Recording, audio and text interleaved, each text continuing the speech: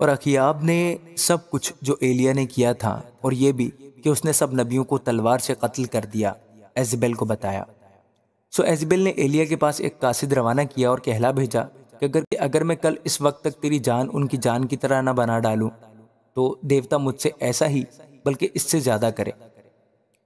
جب اس نے یہ دیکھا تو اٹھ کر اپنی جان بچانے کو بھاگا اور بیر سبا میں جو یہودا کا ہے آیا اور اپنے خادم کو وہیں چھوڑا اور خود ایک دن کی منزل دشت میں نکل گیا اور جھاؤ کے ایک پیڑ کے نیچے آ کر بیٹھا اور اپنے لیے موت مانگی اور کہا بس ہے، اب تو اے خداوند میری جان کو لے لے، کیونکہ میں اپنے باپ دادا سے بہتر نہیں ہوں۔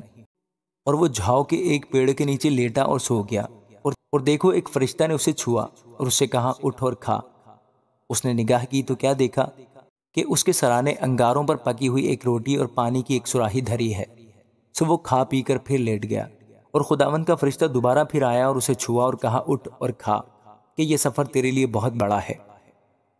سو اس نے اٹھ کر کھایا پیا، اور اس کھانے کی قوت سے 40 دن اور 40 رات چل کر خداوند کے پہاڑ ہورب تک گیا، اور وہاں ایک غار میں جا کر ٹک گیا۔ اور دیکھو خداوند کا یہ کلام اس پر نازل ہوا کہ اے ایلیا، تو یہاں کیا کرتا ہے؟ اس نے کہا خداوند لشکروں کے خدا کے لیے مجھے بڑی غیرت آئی، کیونکہ بنی اسرائیل نے تیرے عہد کو ترک کیا اور تیرے مذہبوں کو ڈھا دیا اور تیرے نبیوں کو تلوار سے قتل کیا، اور ایک میں ہی اکیلا بچا ہوں، سو وہ میری جان لینے کے در پہ ہیں۔ اس نے کہا باہر نکل اور پہاڑ پر خداوند کے حضور کھڑا ہو۔ اور دیکھو خداوند گزرا، اور ایک بڑی تند آندھی نے خداوند کے آگے پہاڑوں کو چیر ڈالا اور چٹانوں کے ٹکڑے کر دیے، پر خداوند آندھی میں نہیں تھا۔ اور آندھی کے بعد زلزلہ آیا، پر خداوند زلزلہ میں بھی نہیں تھا۔ اور زلزلہ کے بعد آگ آئی، پر خداوند آگ میں بھی نہیں تھا۔ اور آگ کے بعد ایک دبی ہوئی ہلکی آواز آئی۔ اس کو سن کر ایلیا نے اپنا منہ اپنی چادر سے لپیٹ لیا اور باہر نکل کر اس غار کے منہ پر کھڑا ہوا۔ اور دیکھو اسے یہ آواز آئی کہ اے ایلیا، تو یہاں کیا کرتا ہے؟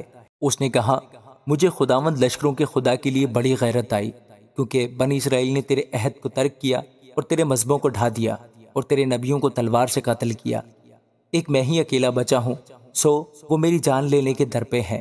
خداوند نے اسے فرمایا تو اپنے راستہ لوٹ کر دمشق کے بیابان کو جا، اور جب تو وہاں پہنچے تو حزائیل کو مسح کر کہ آرام کا بادشاہ ہو، اور نمسی کے بیٹے یاہو کو مسح کر کہ اسرائیل کا بادشاہ ہو، اور ابیل مہولہ کے الیشا بن صافت کو مسح کر کہ تیری جگہ نبی ہو۔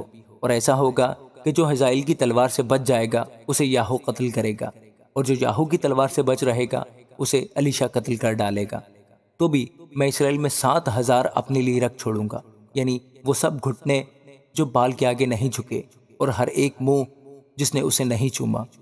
سو وہ وہاں سے روانہ ہوا، اور صافت کا بیٹا الیشا اسے ملا، جو 12 جوڑی بیل اپنے آگے لیے ہوئے جوت رہا تھا، اور وہ خود 12ویں کے ساتھ تھا۔ اور ایلیا اس کے برابر سے گزرا اور اپنی چادر اس پر ڈال دی۔ سو وہ بیلوں کو چھوڑ کر ایلیا کے پیچھے دوڑا اور کہنے لگا مجھے اپنے باپ اور اپنی ماں کو چوم لینے دے، پھر میں تیرے پیچھے ہو لوں گا۔ اس نے اس سے کہا کہ لوٹ جا، میں نے تجھ سے کیا کیا ہے؟ اور اس نے اس جوڑی بیل کو لے کر ذبح کیا، اور انہی بیلوں کے سامان سے ان کا گوشت ابالا اور لوگوں کو دیا، اور انہوں نے کھایا۔ تب وہ اٹھا اور ایلیا کے پیچھے روانہ ہوا اور اس کی خدمت کرنے لگا۔ آمین۔